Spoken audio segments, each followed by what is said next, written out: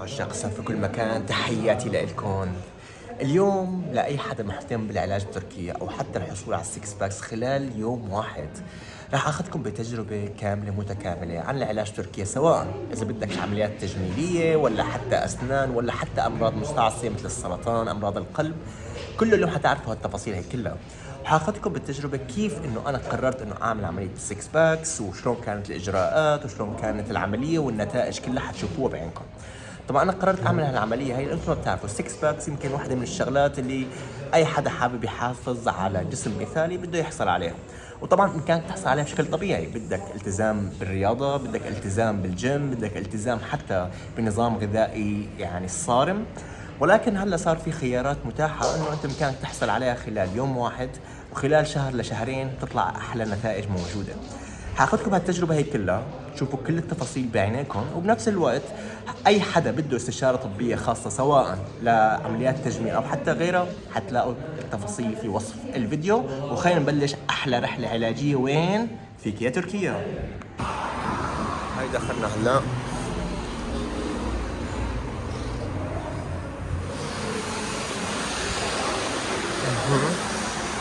هلا هون وصلنا. تحياتي، الله يعطيكم العافية. أهلا وسهلا، الله يعطيك ألف عافية يا رب. أهلا دكتورة دانا، كيفك؟ شو أخبارك؟ إن شاء الله أمورك تمام؟ الله يعطيك ألف عافية. طبعا أنا مثل ما قلت لكم دائما بالنسبة لي دائما أعطي الخبز لخبازه ولو أكل نصه، بس اليوم بقى بدنا نعرف إنه ليش فعلا أنت إذا حتى بدك تيجي تاخذ السياحة بتركيا، حنعرف شو السبب. شو الأسباب اللي خليك تيجي على تركيا مثلا ما تروح على أوروبا أو تروح على دبي مثلا. الشغلة الثانية، ليش ممكن فعلا انه انت لما تروح على شركه طبيه متخصصه هي افضل بمراحل لما تروح على المستشفى مباشر. رح نحكي عن هذا الموضوع بشكل تفصيلي اكثر، وخاصه بعد ما قررت اعمل السكس باكس، اعمل الاوبريشن. فاخترت هون شركه هيلث لوبينا لاجونا، لانه اخر شيء هون القصه كانت عباره عن خبره، وحنعرف كل التفاصيل هي سوا. دكتوره دانيا، اهلين. الله يعطيك الف عافيه يا الله رب. يعافيك يا هلا. انا اول شيء قبل ما نحكي مثل ما قلت لك انا بحب دائما اعطي الخبز لخبازه ولو اكل نصه، ولكن ان شاء الله انتم ما حتاكلوا نصه ابدا، حتعطوني الخبز كله. اكيد طبعا. هو حبه كمان. ها حلو، حبة مسك معناتها. حلو. طيب دكتورة، أول شيء بدنا نعرف الشركة أنتم عندكم كم صار لكم شغالين في هذا المجال؟ وهل فعلا نحن مثلا شو أنواع الخدمات اللي بتقدموها؟ تمام، نحن صرنا تقريبا بالسياحه العلاجيه من 4 سنين، هلا انا شخصيا بالقطاع الصحي صار لي 15 سنه، يعني حلو. مستشاره جوده طبيه وتقييم مستشفيات.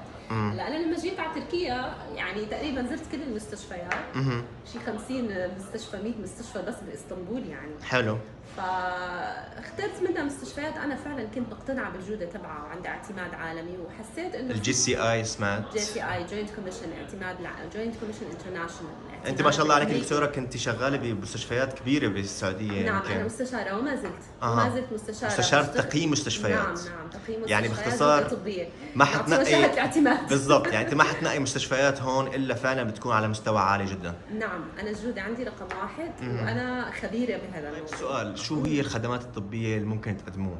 هلا بالنسبه نحن لشركتنا نحن بنقدم كل شيء خدمات طبيه بتتعلق باي تخصص، يعني انت عندك شخص عم بيدور على علاج، عم بيدور على تشخيص، عم بيدور على تكنولوجي جديده يتعالج منها، في علاج ما له موجود ببلده ما له قادر يعرفه، فنحن بناخذ هاي الحاله نشخصها، نسال هون ندور له على علاج هون بتركيا، وبنساعده بكل رحله العلاج. عندنا نحن ان كان الصبايا الموجودين والاستشاريين الطبيين كلياتهم متخصصين بهالاشياء. انا لاحظت هون انه ما شاء الله انت ما في عندك مجال معين، يعني سواء جراحات تجميليه، عيون، نعم. قلب. يعني انتم باختصار الشيء المميز عندكم انتم الشركه متخصصه في السياحه العلاجيه. يعني ما عندكم حركات والله مثلا يجي لعندكم المريض تعملوا له سياحه في اسطنبول، لا انتم متخصصين فقط بالعلاج الطبي. نعم وهذا نحن هو متخصصين بالعلاج الطبي. طبعا نحن من شخص بده يعمل عمليه تجميل، بده يعمل زراعه شعر، بده يعالج عيونه، او عنده الطفل بده يعالجه مرض قلب، عالجنا امراض صرع، عالجنا امراض سرطان، يعني كثير في شغلات عنا، كثير نحن متخصصين بالامور الطبيه. طيب حلو جدا. نعم. ليش تركيا؟ ليش انا اجي على تركيا؟ تركيا اول شيء هي من ناحيه اول شيء الاسعار، اذا بتقارنها اذا واحد طالع يتعالج بامريكا او باوروبا او حتى بالخليج على فكره، هون اقل ب 30 ل 40% بالراحه. قولا واحدا. انا سمعت حوالي بوصل ل 70%. 70% اذا قارنتها بامريكا واوروبا. نعم. والجوده عاليه، يعني فعلا عندهم مثل ما قلت لك مستشفيات معتمده اعتماد امريكي، عندهم علاجات فعلا ما هي موجوده بالدول العربيه، موجوده برا بتكلفك اضعاف مضاعفه.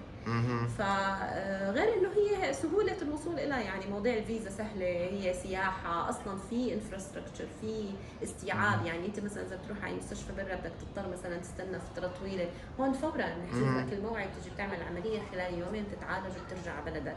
عندهم استيعاب كثير كبير. الحكومه نفسها متوجهه توجه ان هن يكونوا رقم واحد في العالم السياحه الطبيه، ففي كثير دعم لهذا القطاع من كل النواحي. طبعا تصديقا لكلام دكتوره دانيا، نحن عم نحكي هون كان في توقعات ل 2023 تكون السياحه العلاجيه في تركيا حوالي 20 مليار دولار. فبالتالي انت عم تحكي عن قطاع فيه اهتمام حكومي واهتمام القطاع الخاص، وبنفس الوقت عليه طلب عالي مثل ما حكت الدكتوره. ولكن خلينا نسال السؤال اللي هو المهم جدا. ما دام في مستشفيات كثير والنت ما خلى شيء، طب انا ليش اجي عند الدكتوره دانيا وهيلث لاجونا وقال لهم والله يا جماعه اعملوا لي استشاره طبيه؟ طب اكيد يمكن يكون في تكلفه اضافيه، بس هل يا ترى في اي خدمات فعلا بتخليني اجي لعندكم وما اجي مباشره للمستشفى؟ هلا بالنسبه لهذا الموضوع هذا كثير بيسالونا اياه. انت لو جيت تدور على اي علاج باسطنبول، ان شاء الله علاج اسنان، حتلاقي 3000 خيار عندك. غير انه اللي عندك الاسعار يعني بتتراوح من الى، يعني شغله بيسعروا لك اياها ب 500، شغله بيسعروا لك اياها ب 5000 هي نفسها. طبعا انت كيف بدك تحكم؟ كيف بدك تعرف فعلا هذا هو السعر المعقول؟ فعلا هذا السعر اللي عم بدفعه للجوده هذا مقابل الجوده اللي انا عم باخذها؟ هل فعلا هذا الشيء بيناسبني؟ اذا انت جيت وقررت اصلا بالذات جاي تتعالج من مرض، اصلا تروح تشوف كذا دكتور لتعرف فعلا هذا العلاج صح ولا لا، خطه العلاج صح ولا، هذا لحاله حيكلفك مبالغ وقدره. هلا نحن بنعمل كل هالشيء لك قبل ما تيجي. حلو. يعني نحن اصلا عندنا المستشفيات المعتمده اللي نحن بنعرفها ومتعاملين معها ومضمونه. عندنا نحن شبكه مستشفيات متعاقدين معها المعتمده توصل ل 100 تقريبا، دكاتره بيوصلوا ل 500 فقط في اسطنبول ولا في اماكن؟ فعندنا في اسطنبول وفي انطاليا. حلو. معظم هذا عندنا في جميع انحاء تركيا، بس نحن معظم المرضى عم تيجي على اسطنبول. اكيد معروف. فهلا هذا الشيء بده يكلفك كثير، يعني جهد ووقت ومصاري، وغير انك انت فعلا ما حتكون عارف فعلا انا هل هذا الشيء اللي عم بدفعه مناسب للعلاج اللي انا عم بتلقاه؟ هل انا رح احصل على نتيجه بدي اياها؟ هل الخطه العلاجيه هي مناسبه لي ولا لا؟ نحن في حالات احيانا نسال 3-4 دكاتره لنقول له لا هاي الخطه العلاجيه المناسبه لك وهذا الشيء المناسب لك وهذا كله. طيب سؤال، الاسعار عن طريقكم بتكون نفس اسعار المستشفيات ولا افضل؟ احيانا اقل، في احيانا كثير بتكون اقل. يعني انت اذا بتروح بنفسك على المستشفى ممكن يعطوك سعر دبل اللي بيعطونا. يعني هي صارت معنا ترى. نحن ليش؟ نحن بنعرف اسعار، بنعرف الاسعار المناسبه. انتم اصحاب خبره. نحن بنحط اسعارنا للمستشفى، اسعار اللي بنقول لهم هذا سعر السوق، ما بنزيد عليه ولا شيء. نحن تعاقدنا مع المشفى نحن بيننا وبينهم هذا الموضوع. بس نحن ابدا ما بنزيد، بالعكس نحن بنجيب السعر الاقل للمريض.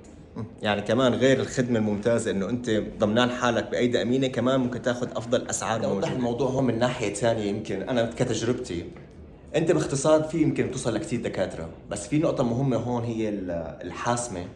ما هو الدكتور؟ من هو الدكتور المناسب لحالتك؟ الجوده اللي عم تحكي عليها، وبنفس الوقت السعر. يعني انت اخر شيء مثل حق الدكتوره هون، خاصه انت ما بتحكي اللغه التركيه، فممكن كثير ما عم تكون عندك هالفكره هي في هذا الموضوع. الشغله الثانيه المهمه، حكيت عن الموضوع اللي هو الاستشاره الطبيه. نعم. يعني طبعا اي حدا بده يعمل استشاره طبيه مجانيه، في رابط حيكون تحت موجود في وصف الفيديو، مباشره بتدخلوا على الجروب وبتعطوا حالتكم الطبيه وبيعطوكم استشاره مجانيه مع تقييم الحاله بشكل كامل. النقطه الاهم هون انه كيف حتاخذ هذا الموضوع مع بالنسبه لموضوع اللغه. صحيح، الترجمه، المواصلات، طبعا السكن، المترجم، الكيس مانجر، مو بس المترجم، هو المسؤول عن حالتك بيرافقك كل فتره العلاج، مع المترجم من طرفنا طول فتره العلاج. بياخذك عند غير موضوع المواصلات، حجوزات الفنادق، كل شيء من اول ما تيجي لوقت اللي تروح لبعد المتابعه حتى. يعني باختصار من المطار للمطار شامل كل شيء حيكون. فبالتالي هذا الشيء بالنسبه لك كواحد جاي عندك ان شاء الله يعني يكون عندك مرض بسيط او حتى عندك عمليه او كذا، بدك تريح راسك وتكون مركز انه ان شاء الله انت بيكون بايدي امينه. صحيح. صحيح طبعا، وتريح راسك، وفر على نفسك على اشياء كثير. طيب هلا معناتها نحن بعد ما خلصنا والتقينا، وهلا يعني انا ان شاء الله حبدا بعمليه اللي هو السكس باكس، ونشوف كيف انه الامور حتكون. حاخذكم بالتجربه هي بالكامل، ويلا خلينا نبلش. هلا هون بقى وصلنا على عياده الطبيب لعمل الاستشاره الطبيه. والله وصلنا هون للعياده. اهلا وسهلا سيدي شاهد، كيفك؟ شو اخبارك؟ الله يعطيك الف عافيه. سيدة شاهد شماعهم موجوده معنا من هيلث لوجونا عشان متابعه الحاله على ارض الواقع. طبعا هيلا وصلنا هون للعياده ومنتظر الطبيب، ان شاء الله نبدا الاستشاره الطبيه. هلا هون دخلنا على العياده. السلام عليكم. How are you, doctor? Fine, you? Good. هلا بقى بلشت الاستشارة الطبية. هلا بقى بدنا نعمل الاستشارة الطبية ونفهم أول شيء الدكتور شو الاختصاص تبعه، شو من حقك أنت تعرف أصلاً شو المعلومات كلها عن الطبيب قبل ما تبدأ العملية وحتى قبل ما تبدأ الاستشارة. دكتور أمري, how are you? Fine, you? Good. So Dr. Emri, right now, mashallah, you have this kind of plastic surgery focus. Yes. And you are more focused about body contouring and liposuction, right? Yes, right. So, how many operations you do per month, for example? About 30, 40 patients.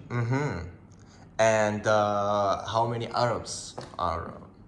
How many? Arabs, Arab people. About 30%. Oh, 30%. So you are familiar with Arab people. Yes. And do you think that this kind of liposuction and body contouring has this kind of side effects? Yes. What kind of things? Because this operation is big operation. Generally, we do tummy tuck, liposuction, breast lift same time. Because of this, operation time is too long. Too long operation time is high risk for older people and chronic disease people, patients, and recovery time is too long. Some of our combined operation, tummy tuck, breast lift, and liposuction, 1 week or 10 days recovery time. It is very long. Side effects, maybe thrombus. It's kind of circulation problem. I know. Okay, so what kind of results that I can get? Like, let's say right now, focus on the six-pack stuff. So, how many days I will see the results? Post-operation first day, you can see the results. Okay. Yes. Okay. And is But there some surgery, you can see the results more later. Okay. Six-pack operation, you can see the results. The next day operation, we open your corset and you can see. Okay. What about also recovery time? Do I need this kind of recovery time? Like, I have no to For go out. six-pack or other Six surgery. packs right yes, now. it is not too difficult operation. Uh-huh. We do only local area liposuction. Because of this, you don't have too much pain. I think 3 days or 5 days you can feel okay. Okay, and how much it will take time? Operation time, two, maybe 2.5 Okay. maximum. Okay. Did it need this kind of local anesthesia or general? Yes. The results that it will stay for long. How long for the six packs? If your weight still same after operation, The result will be there. yes. Forever. But you don't do sport and you eat too much. So the There's result no will be results. It is important after operation behavior. Okay. You have to do sport because To maintain it, the same. yes, you have to strong your muscle, rectus muscle, and you have to be minimum your fat. Okay. What about like after the operation and the result was good? Is there any limitation for the movements? Like I can move regularly, there is no pain, everything is okay? For six packs, there is not too much limitation. After operation, 4 hours later, you can walk. Okay. 1 week later, you can run slowly. 1 month later, you can go to the gym. Okay. It is not problem. So we have to check first. Yes. So we will start Safety from. is first. For sure, yeah. It has to be like safety first always. And as you said, so we will start from the clinic here, then we'll go to hospital, make the investigations and everything is okay. Then we will sit for the operation. Yes. And that's بلشنا موضوع اللي هو investigations وحيبدا بقى الدكتور يشوف شلون عمليه السكس باك. الطبيب بقى بلش عمليه انه يشوف السكس باكس ويفحصها بشكل مباشر وصريح. Yes, doctor. So We remove your side fat, Okay. all side fats, and we do muscle lines. And this is your rectus lateral lines, and we do median lines and this part. So how many gonna be 8 or 6? 6 muscles. Yes.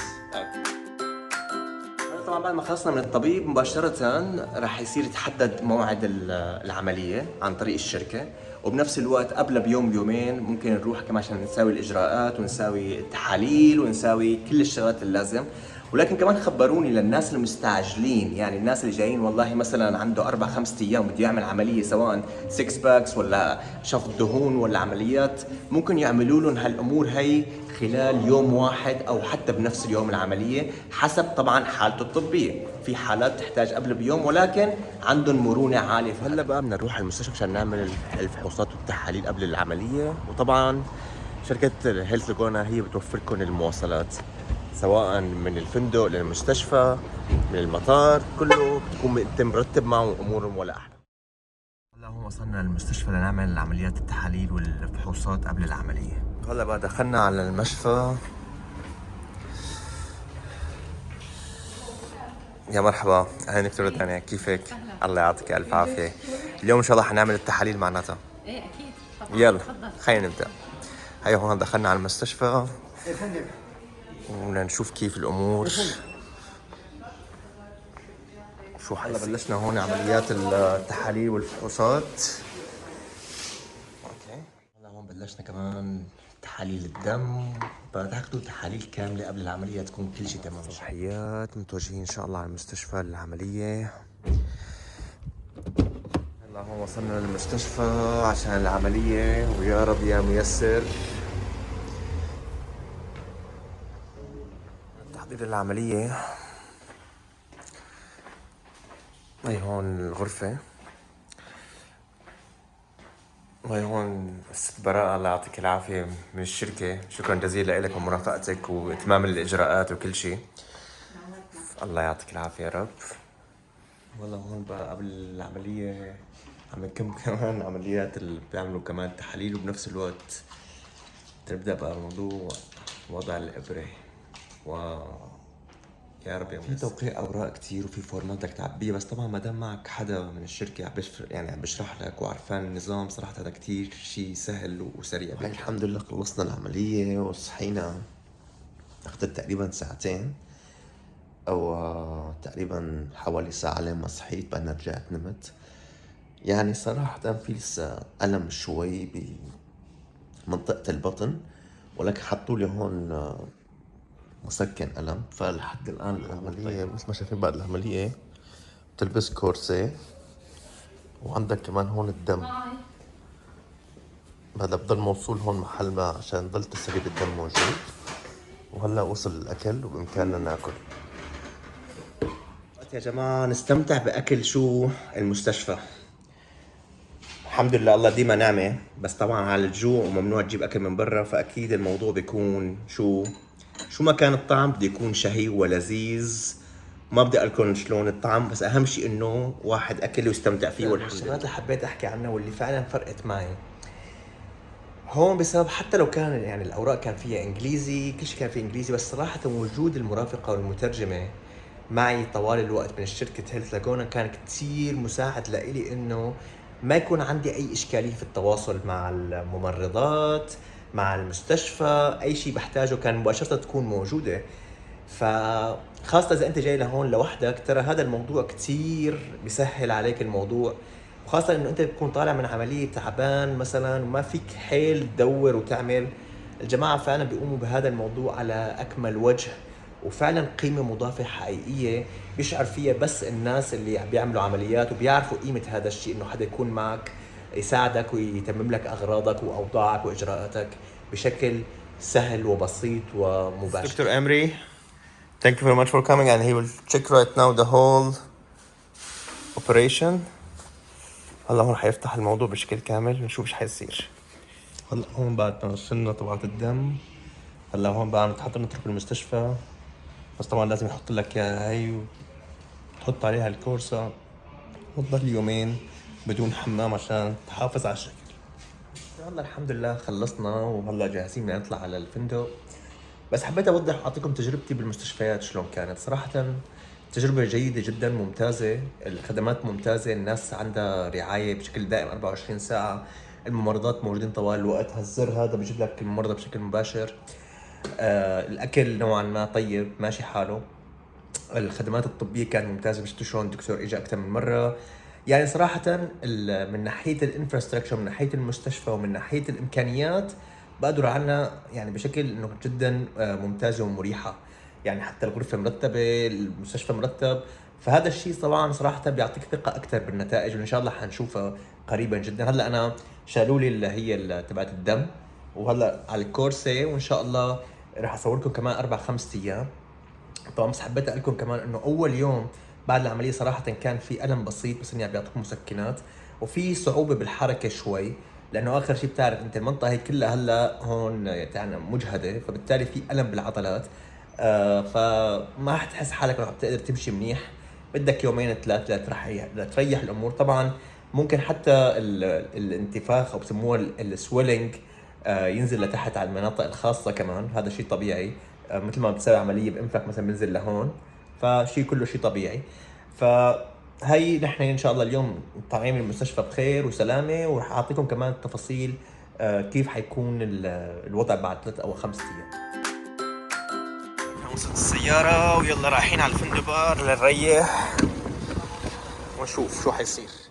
طبعا هلا بعد 6 ايام تقريبا من العمليه، الحمد لله الامور مرت على خير. حبيت اقول لكم شو كانت التجربه صراحه. مثل ما شايفين بعثوا لي الشوفير كمان عشان نروح ونشيك مع الدكتور. طبعا اول يومين كان في شويه الام وفي اثار عمليه موجوده، كدمات ولون احمر، ويعني مثل بعد العمليات ما تصير، ولكن الجروح خفيفه جدا، يعني عباره عن قطب كثير صغيره. الحركه كانت بقدر اقول عنها انه يعني مالك تقدر تمشي، تقدر تروح وتيجي، ولكن مقيد شوي، خاصه مع اللي هو المشد اللي لابسه، فبتحس حركتك شوي صعبه. تحممت بعدها بيومين طبعا عشان موضوع انه يكون الجروح ملتئمه، واخذت كمان ادويه اللي هو مضاد حيوي وكمان مسكن الم. فهلا بعد 6 ايام ان شاء الله يعني حاس حالي احسن كثير، وهلا حنشوف شلون النتائج وشلون صارت الريكفري والتعافي تبع العمليه. ولكن يعني بقدر اقول انه عندك اسبوع بعد العمليه تكون هيك بمرحله انه انت تكون رايق جدا، بشكل انه تعرف انه عندك اقل شيء اسبوع تكون في اجازه ورايق جدا، ما بدك اي عمل او شيء طارئ او مثلا روحات وجيات كثيره، لا بده يكون كل شيء بالرواق، لانه انت اخر شيء هون جسمك عم بيتعافى بعد اثار العمليه. الله يعطيكم العافيه يا رب. هلا رايحين بقى اشوف الدكتور.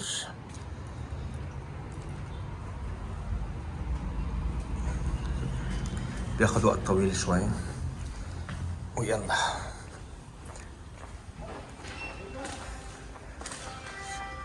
Hello Dr. Emre. How are you? Fine. Thank you. Thank you very much. كنت شايف يلا الدكتور عم بساوي عشان موضوع التشيك ان على موضوع العملية، كل شيء تمام. Thank you very much. It was really good. هلا بعد ما خلصنا المعاينة كان الموضوع انه الامور تمام، بس في احتباس شوي سوائل، وهذا شيء طبيعي بعد العملية. بدنا نعمل شيء اسمه مساج للمنطقة على خطوط العضلات لمدة تقريبا كل يومين، لمدة حوالي 10 دقائق ربع ساعة. ومفترض النتائج النهائية الفل بدها تاخذ تقريبا حوالي 3 أسابيع لشهر بعد العملية بشكل كامل. ولكن لحد الآن الأمور مشجعة جدا، والأوضاع صار وقت والحقيقة ونشوف كيف النتائج صارت. هلا راح أشوف بقى المراجعة الأخيرة مع الدكتور لأشوف بقى كيف السكس باك صارت. Hello, doctor. How are you? So هون نحن هون بالنهاية دكتور أمري thank you very much for the results. مثل ما شايفين هون هي النتائج اللي كانت بالنسبة للسكس باكس، وحكبرني كمان إنه العلامات هاي السكارز ب3 شهور بتختفي وبتصير مثل لون الجلد تماما. So thank you very much Dr. Emri. It was really professional work, and again thanks very much for everything. Inshallah we'll come back for another operation maybe.